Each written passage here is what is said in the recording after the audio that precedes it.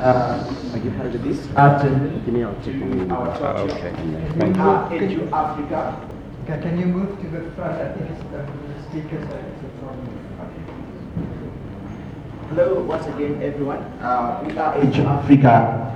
We advocate for quality education in Africa. So I welcome you all to our talk show, where we want to explain to you about our advocacy campaign for quality education in Africa.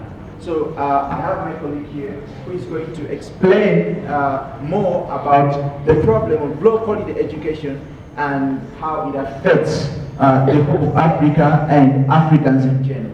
So welcome. Thank you, Philip. Good afternoon, ladies and gentlemen. And want to give a warm welcome to you all, looking very beautiful as ourselves. And thank you for joining us. So the problem that we've identified in the Southern African region is under the education sector. We identify it as low quality education in Southern Africa, in the region of Southern Africa. Now, to help us get a better understanding and analysis of this, we use the problem tree, where I want to draw your attention to the root causes of low quality education in the Southern region. We shall please begin on the right hand side. We have the low budget allocation. Now we realize that governments don't allocate enough funds to improve the quality of education within our country. We also realize that there is high cost of education. People are not able to fund themselves or finance themselves to be able to get high quality education. There is poor and lack of human and financial resources. We're now looking at infrastructure. We have students and kids learning from ceilings, learning from classrooms that are not conducive enough for the learning environment. We have lack of professional training. This one comes from the teachers delivering the education to the students. We've got lack of capacity building for the teachers. So just because a teacher studied towards education doesn't make him or her really competent enough to be able to deliver the high quality of education in the classroom, which is what we're advocating for.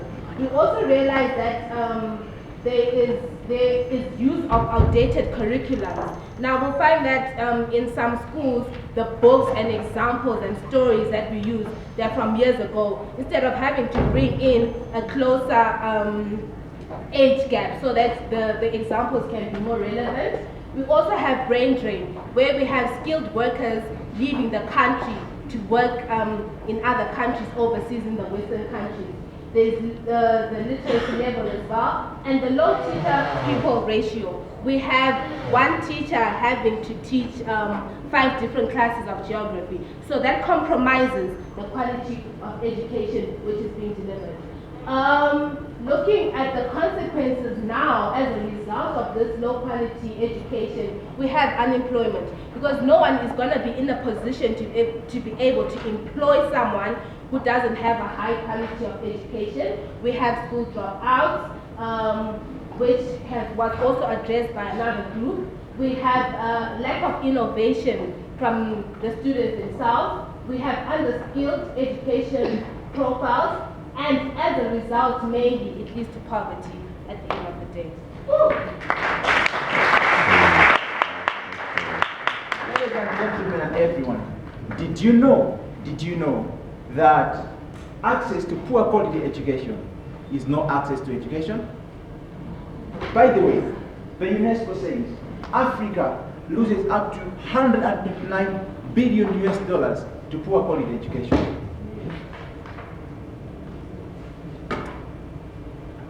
Okay, we then look into the worst case, best case, and the ideal scenario of what should actually be happening when it comes to low quality education in Southern Africa. So the worst case is probably going to be the dependency syndrome, where we have our nation relying on the Western region to be able to assist. We have high employment rates, we have unskilled and incompetent labor, as we indicated in the root causes. We have poor grades and pass rates in our countries as well. And there's a low enrollment in tertiary institutions, which ultimately affects the level of our economic growth as a country. Looking into the current case scenario, we want to draw your attention to the statistics that we currently have. The pupil-teacher ratio in primary education exceeds 40:1, and this is from a UNESCO report of 2011.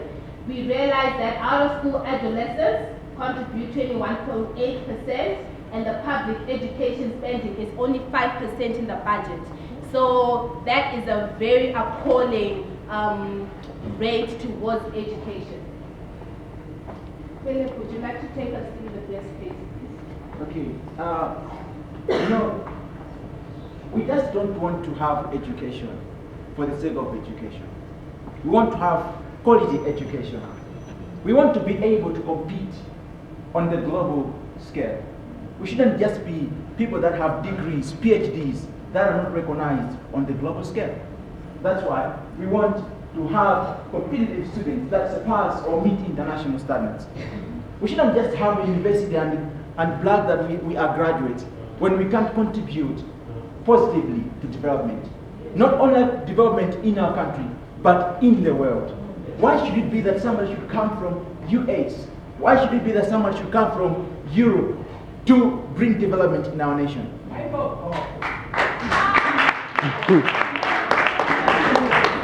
The only way we can bring in this kind of transformation is when we reduce this problem of a low teacher-pupil ratio. So we need to have high teacher-pupil ratios. We also need to have relevant and balanced curriculum. Why should we learn something that is outdated and irrelevant to our situations? Why should we learn something about America when we want to improve something in Africa?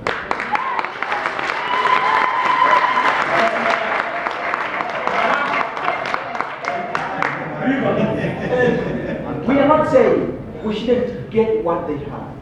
It's very important. Let's learn from them. They are doing great things. Let's learn from them. But we should bring it to adapt to the situation that we are in. Why should we do it as they do it in America? Let's take it and do it the way we do it in Africa. Let's synchronize it with the way the situation on the ground.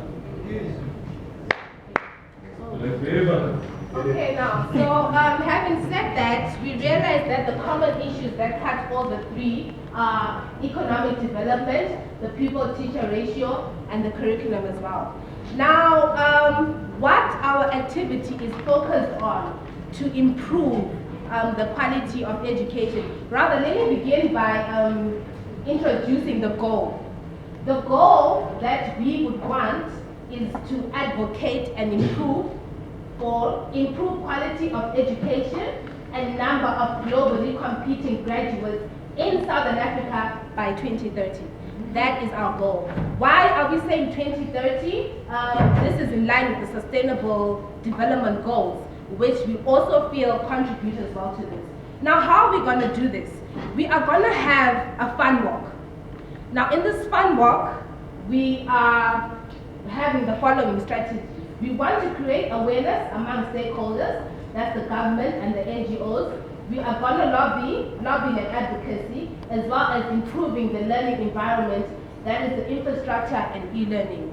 Philip, can you just tell us how we're going about this event and what it involves? All right. Maybe you're asking, come on, one fun walk, only one fun walk, and achieving the goal up to 2030? No, it's not only this activity. This is just one of the activities that we are going to do. However, we are telling you about this activity because it's the one that is imminent, that is upcoming. We're doing it on 6th August. We want to do an Edge Walk campaign where we're going to have a walk in all the 14 countries that are represented in the same day, the same time, happening at the same time.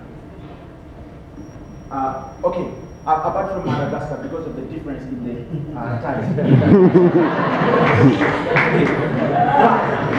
But what we're saying is, if it is 8 a.m. in South Africa, it is 8 a.m. in Madagascar, isn't it? Right. So, okay. No, I mean 8 a.m. It's starting at their 8 a.m. local time. 8 a.m. South Africa local time. Right. In Angola. Now, Angola is here. we are doing it on 6th August because on 7th August is the World Learners Day. Right? So we are doing this event so that we may also contribute to the World Learners Day. What are we doing? We are doing an edge walk where we're going to invite different stakeholders from the private sector, from the government, and other stakeholders. We're saying, can we do something about the quality of education? Do we really need to wait for someone from somewhere to come and improve our education? No, because the key is you.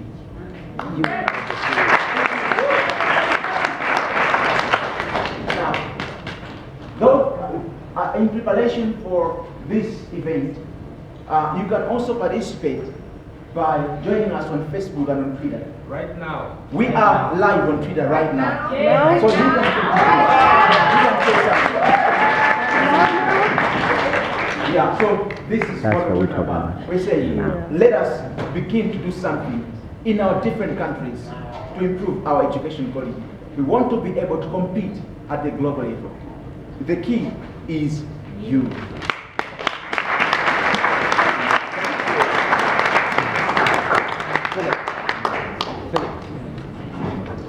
Group number 5, please. Questions? Yes. I need all the group members to please come downstairs.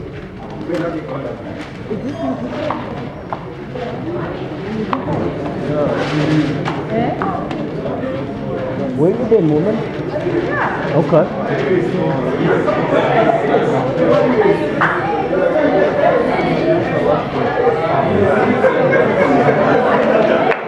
Missing out. Let me talk to you about the way I live, got priorities put in place. I'm a real good kid. You can be cool with me, but just understand I am loyal to my future and I have a master plan. I'm giving all I have to my school, working this is 'cause my future's in my hands, can't you see? I have a master plan, graduate, oh yes I can. I'm going to college and then I will get a good grade for ya. Study and stay up late for ya. I won't keep it getting for ya. You know I'd do anything for ya. Oh, in the same breath, let me say that I'm trying to expand my range. You can't distract me, baby.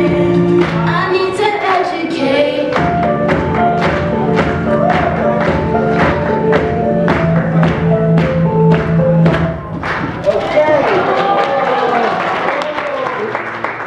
When they finish, we will ask him to show the whole video. Oh, yeah. To show you.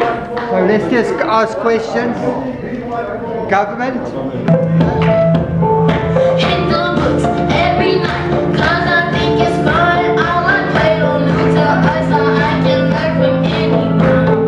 Baby, please, you must see. Someday I will leave. I'll be just like Gandhi, not a bully. I believe in peace. I'm giving all I have to my school, working this is 'cause my future's in my hands, can't you see? I have a master plan and you've got to understand. I go to college and then I will get a good grade for ya. Study and stay up late for ya. I won't even get A's for ya. You know I'd do anything for ya. Oh, and you must hear my refrain. I'm your brother to the third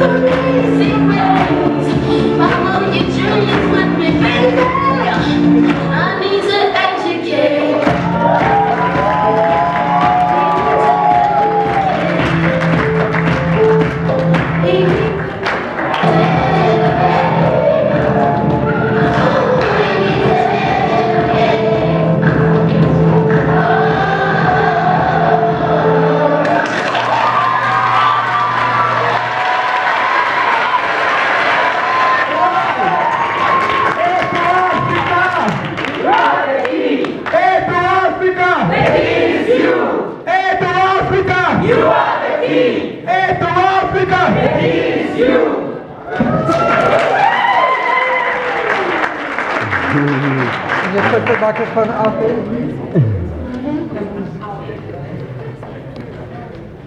Thank you.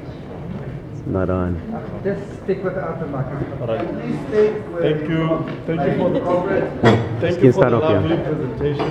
I'm from government. We appreciate such efforts because it means that civil society is actually engaged in the work that government is doing. But perhaps you could clarify this for us. Who exactly is your target? Because we've got rural schools, you've got schools in the townships, and then you've got former Model C schools. And secondly, I see you're hosting the event at Premier Hotel in Midrand. Now, the people you are targeting are not, I presume, in the Premier Hotel in Midrand. They are elsewhere. So could you please just try to fashion your initiative with the people you are targeting? Perhaps if you can clarify the first question. Let's go to another sector. Hold your question. Hold. Private sector. Hi. Donor. Let's go to the donor here. Okay. First, thank you for the great presentation and this moment of happiness. Sorry? Please stand up. Okay. Are you the donor? Yes. Hello. Just project. Can I? Project. Okay, I was saying that first, thank you for a great presentation and this moment of happiness. So, if I didn't get wrong, it's like okay, you'll have a meeting in Premier Hotel because the meeting is just a planning meeting, right? Yes, you're right. I'm right. Okay, my concern is that one of the issues that you said is that in Africa, the lack of infrastructures. That one teacher is for maybe for more than 15 students. How much you will spend working across Africa doing this campaign? How much? So how many classrooms you should build using this money? Sorry.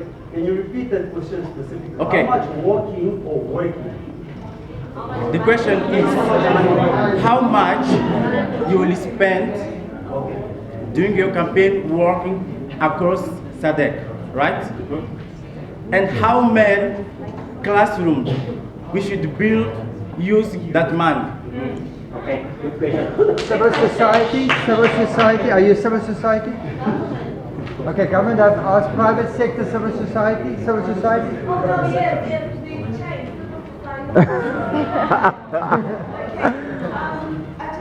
caution, Can you listen, please?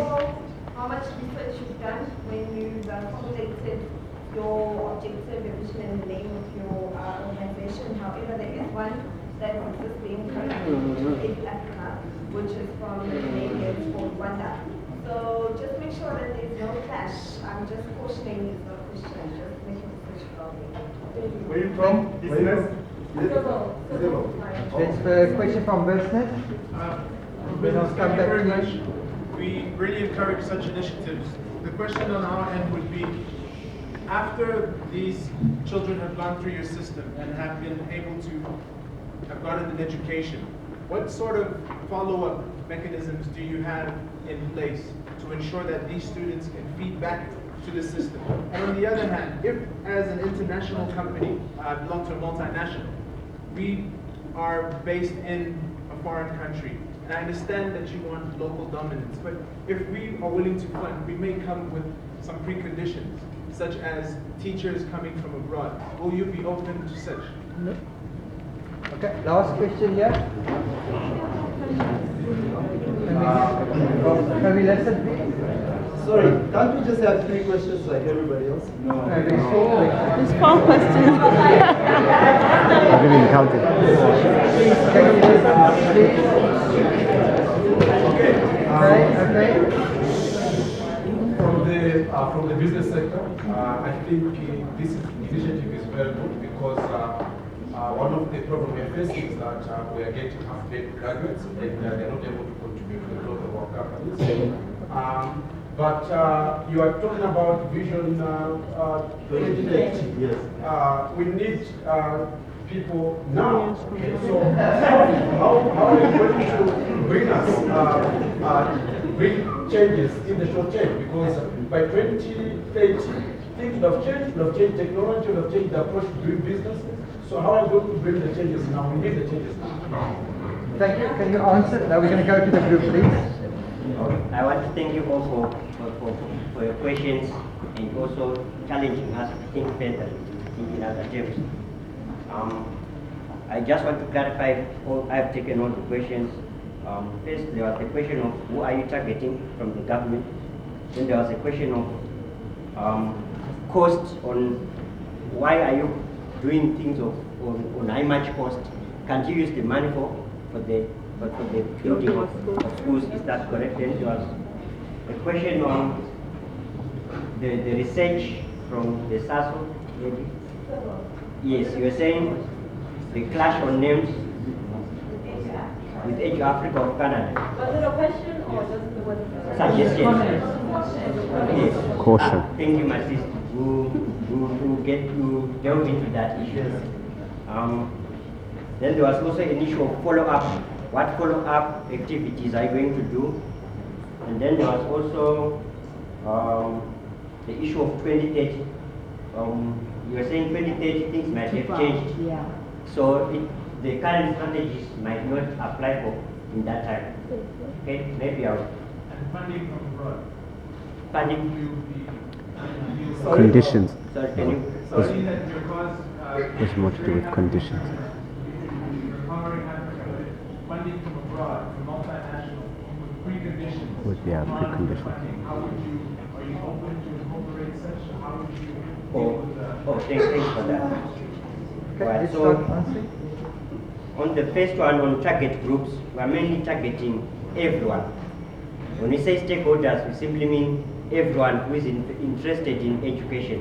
But we have main key players in education, like you, government yourselves. We are actually assisting your role of providing free education. We have international organizations like United Nations officials, representatives of UNISA, and other UN bodies.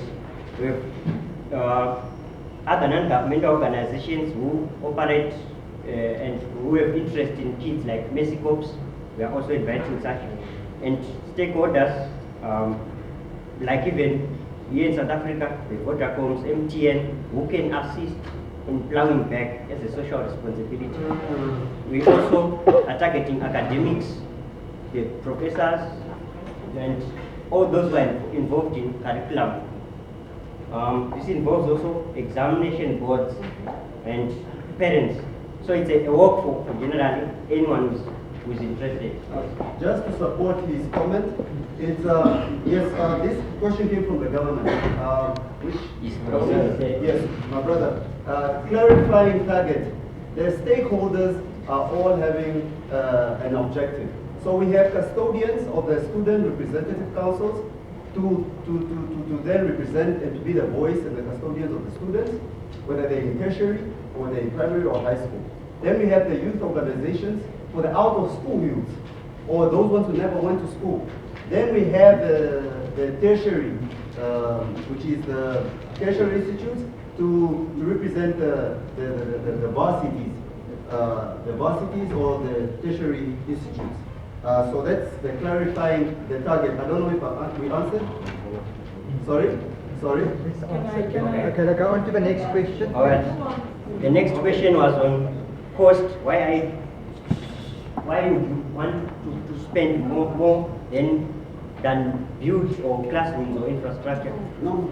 Okay, sorry. Okay, let's start with the first question. Follow up the mechanism, make sure that the funding. Okay, but which one are you asking? Now, which one are you answering? Which one? Who asked that? Who asked that? Okay. Why? Can you repeat your question again so we can answer it? Can we listen, please? Okay, sorry guys. This is what Okay, leadership is about. my question was, you said you'll hold a meeting in Premier Hotel. Yes. First, just a planning meeting, because you're planning to make a campaign. That campaign will consist to make a walk across the country. And then my question is, I understand that it will cost so much money to do it. So my question was, how much will you spend during this campaign? And think about how many classrooms you should build using that money. Because I'm donor. I want to say, I don't want to find people to travel, but I want to support the community. So that's my concern. All right. Well, wonderful question. Very important, because we also need to be accountable by the end of the day. The poster that we displayed, right, will show